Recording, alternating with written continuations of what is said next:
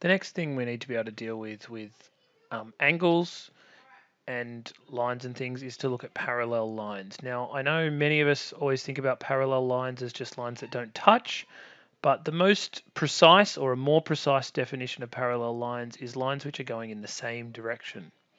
So if they're going in the same direction, then what happens, and the way we can think about then is that another line which stays straight must cross each of these parallel lines at the exact same angle.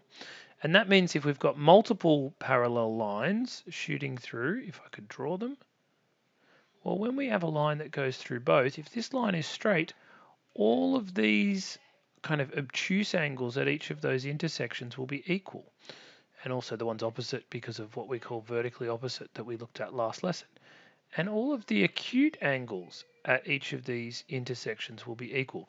Now there's fancy names for the pairs that are in the same spot are called corresponding. The ones that are on opposite sides in the middle are called alternate. The ones on the same side are called co-interior. These are words some of you may have heard in year 7, you may not have, which is good because at our school we're trying to avoid using those words because we find it's a bit of a waste of time and it's not actually going to be examinable at any point. So all we really want to worry about is that the angles, the acute and obtuse angles are going to be equal.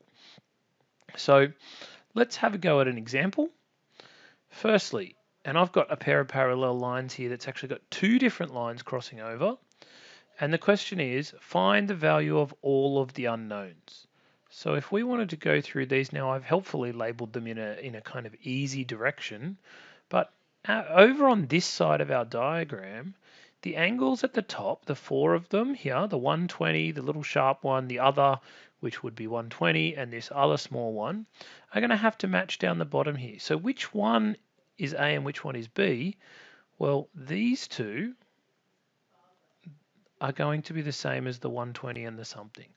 So we could say that B is equal to 120 degrees because it's the same sized angle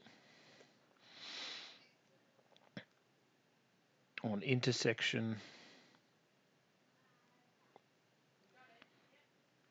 of two parallel lines. And if we want to be lazy, the word parallel can just be abbreviated to basically the double L in the middle of it, two vertical lines. They're supposed to be a little bit taller.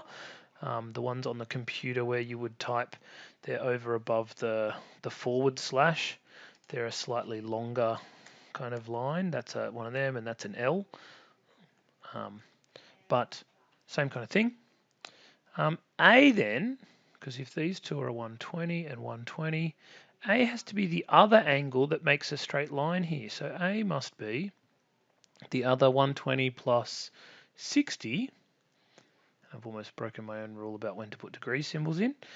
A would just be 60 degrees because of what we would call angles on a straight line.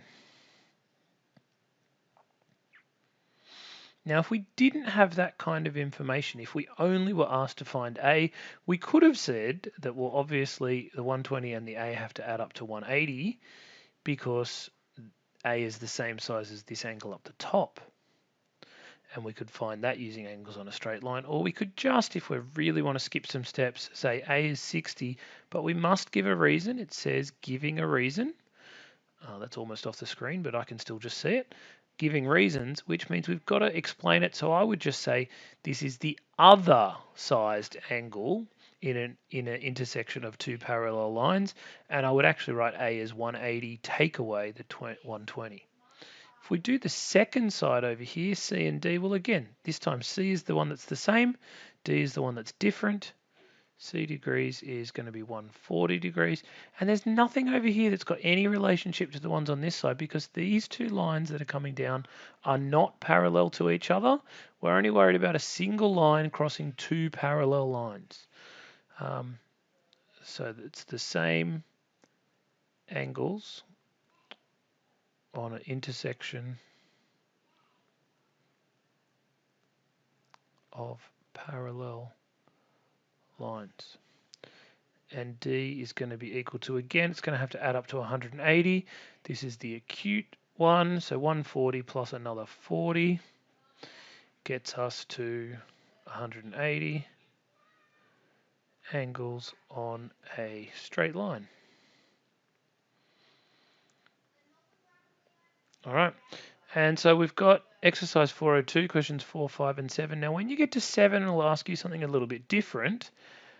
It asks you, are the lines parallel? So I'll just do a made-up example. If I draw two lines with another line going through, now they look vaguely parallel, but unless I tell you something about the angles, we don't know for certain. So how do we check?